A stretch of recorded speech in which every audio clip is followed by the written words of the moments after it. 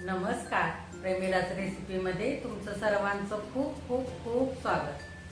तर आज आपल्याला मस्त अशी चमचमीत भरली कारली करायची। तर अशी भरून केलेली कारल्याची भाजी तुम्ही डब्याला नेऊ शकता किंवा कुठे प्रवासाला जर जाणार असाल तरी सुद्धा नेऊ शकता। छान 3 ते 4 दिवस टिकते ही भाजी। तुम्ही भाकरी सोबत चपाती सोबत सुद्धा खाऊ शकता।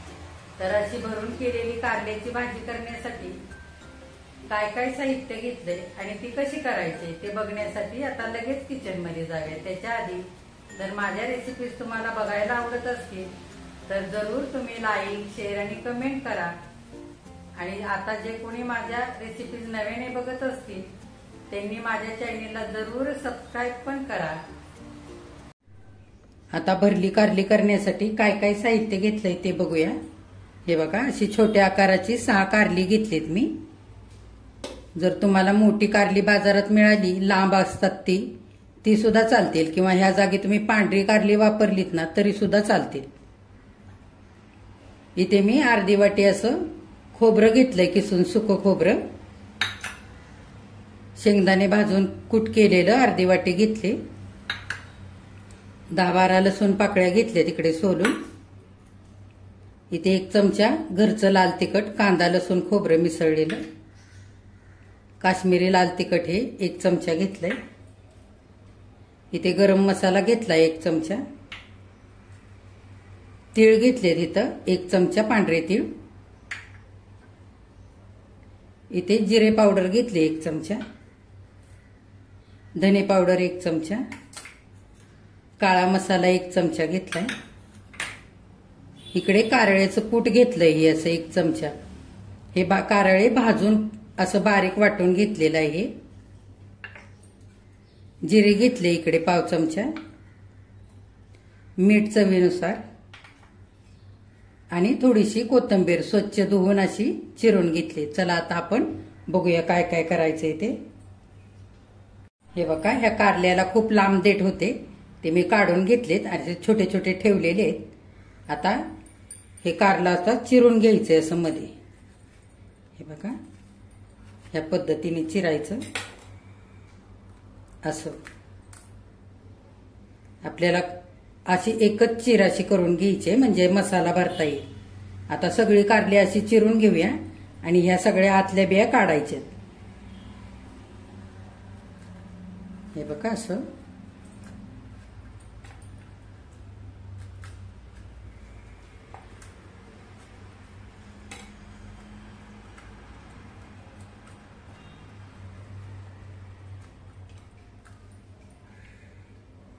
असं कारलं आपल्याला सगळं करून घ्यायचंय, अशा बिया काढून स्वच्छ करून घ्यायचंय। आता मी बाकीची कारली अशीच सगळी स्वच्छ करून घेते। हे बघा, सगळी कारली आता चिरून सगळ्या बिया काढून झालेल्या आहेत। असं एकच बाजूला आपण असं कापून घेतलेलं आहे।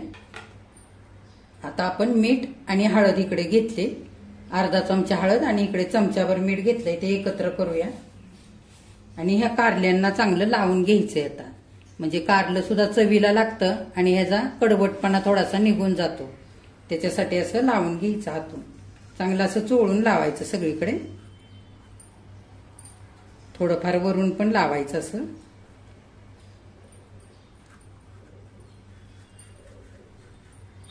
सगळ्या कारल्यांना असंच हळद आणि मीठ लावून घेऊया आता। हे बघा, हळद आणि मीठ आता छान लावून झालंय सगळ्या कारल्यांना। आता आपण झाकण घालूया आणि 5 मिनिटं असंच ठेवूया आणि आता पाणी उकळायला ठेवूया। आपल्याला कारली उकडून घ्यायची। हे बघा, आता कारल्याला मीठ आणि हळद लावून 5 मिनिटं झालेले। आपण हे कारले काढूया दुसऱ्या भांड्यामध्ये। हे बघा, असं पाणी सुटलेलं आहे कारल्याला। आता ही कारली आपण आधी स्वच्छ धुवून घेऊया।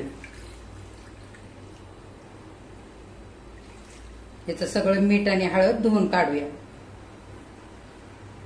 सगळी कारली मी अशी स्वच्छ धुवून घेतलीत, अशी धुवून घ्यायची, नाहीतर कारल्याची भाजी खूप खारट होते। आता आपण उकडण्यासाठी ठेवूया। पाणी चांगलं आता उकळलेलं आहे। ह्या उकळत्या पाण्यामध्ये सुद्धा तुम्ही 5 मिनिटं छान कारली उकडवून घेऊ शकता किंवा चाळणीवरती सुद्धा उकडवून घेऊ शकता। आपण चाळणीवरती आता कारली उकडून घेणार आहे. कारली घेऊया आता मांडून आणि झाकण घालूया आता 5 मिनिटांसाठी, म्हणजे चांगली कारली आपली उकडवून होते. आम्ही साईडच्या गॅसवरती कारली उकडण्यासाठी ठेवले. आता ती 5 मिनिटं उकडतायत तोपर्यंत आपण मसाला भाजून घेऊया. मी हे बघा पॅन ठेवलाय गरम करण्यासाठी, चांगला गरम झालाय. खोबरं घालूया,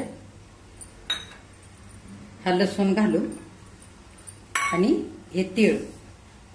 जर तुम्ही शेंगदाण्याचं कूट तुमचं नसेल तयार केलेलं तर शेंगदाणे पण ह्याच मसाल्यामध्ये भाजून घ्यायचे. आता आपण शेंगदाण्याचं कूट केलेलं आहे पहिलाच, त्यामुळे एवढाच मसाला भाजून घ्यायचा आहे. मसाला आता भाजत आलेला आहे. थोडीशी जिरे घालूया आणि चांगलं एकदा आपण सगळा मसाला हलवून घेऊया. हे बघा चांगला भाजलेला आहे. आता गॅस बंद करून मसाला चांगला थंड करून घेऊया. हे बघा खोबरं, लसूण, तीळ आणि थोडेसे जिरे हे सगळं भाजून झालेलं आहे आणि थंड पण झालंय.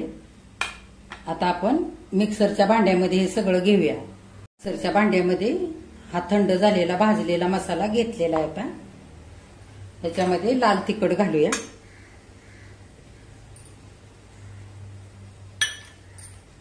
हे काळं तिखट हे पण घालूया,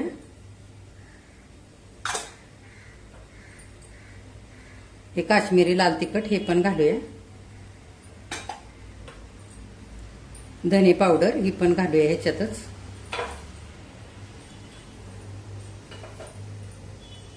गरम मसाला हे पण घालूया ह्याच्यातच,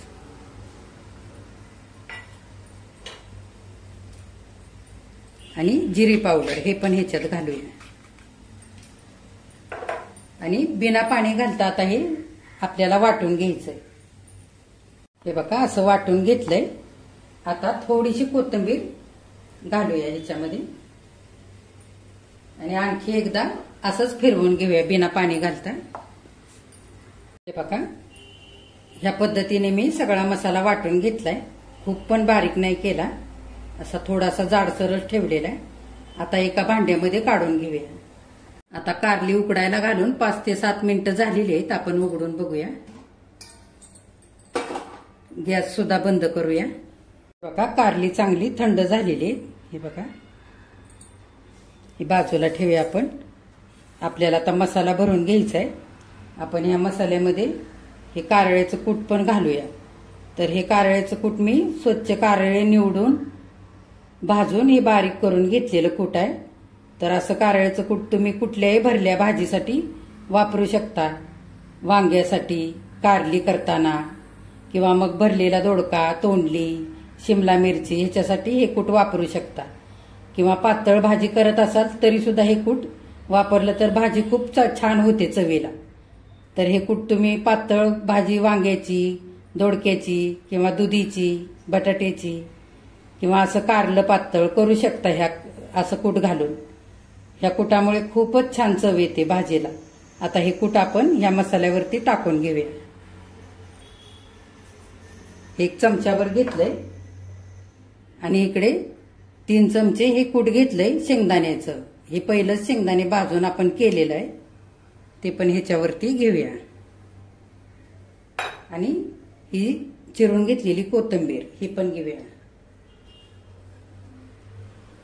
आता चवीनुसार मीठ टाकूया. हे बघा आता हा मसाला हाताने सगळा एकजीव करून घेऊया. हे बघा सगळा मसाला आता हाताने एकजीव करून झालाय. हा अगदी कोरडा मसाला आहे. ह्याच्यामध्ये थोडंसं तेल घालूया. पाणी घातलं थोडंसं तरी सुद्धा चालेल. आणि सगळा मसाला एकजीव करून घेऊया. हे बघा मसाला चांगला एकजीव करून झालेला आहे. आता आपण हा कारल्यामध्ये भरून घेऊया. हे बघा असा चांगला दाबून दाबून भरायचा.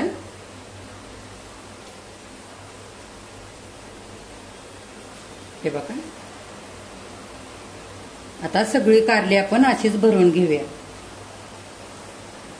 हे बघा सगळी कारली आता भरून झालेली आहे. आता आपण परतवून घेऊया. गॅसवरती मी हा लोखंडी तवा ठेवलेला आहे कारली परतण्यासाठी. मी पळीभर तेल घातलेलं आहे.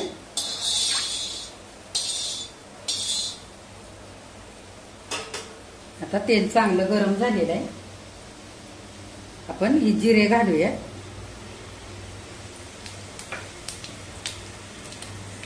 जिरे चांगले फुललेले आहेत. आता गॅस बारीक करूया आणि ही कारली आता हे तेलामध्ये अशी घालून घेऊया. आता बारीक गॅसवरतीच आपल्याला छान अशी परतवून घ्यायची. एक बाजू आता पहिल्यांदा भाजू देऊया आणि नंतर आपण ही उलटून घेऊया. आता आपण ही कारली थोडीशी हलवून घेऊया. हे बघा,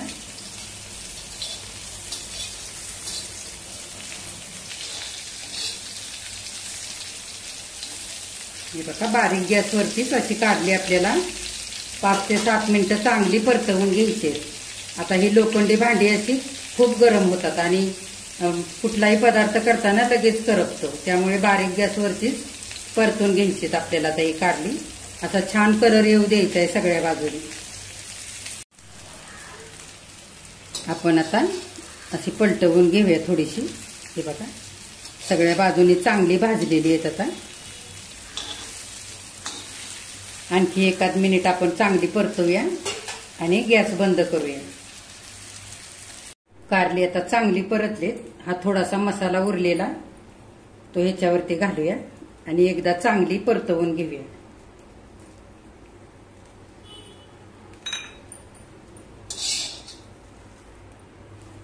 हे बघा छान मऊ पण झालेले, चांगले खरपूस भाजले सगळ्या बाजूनी.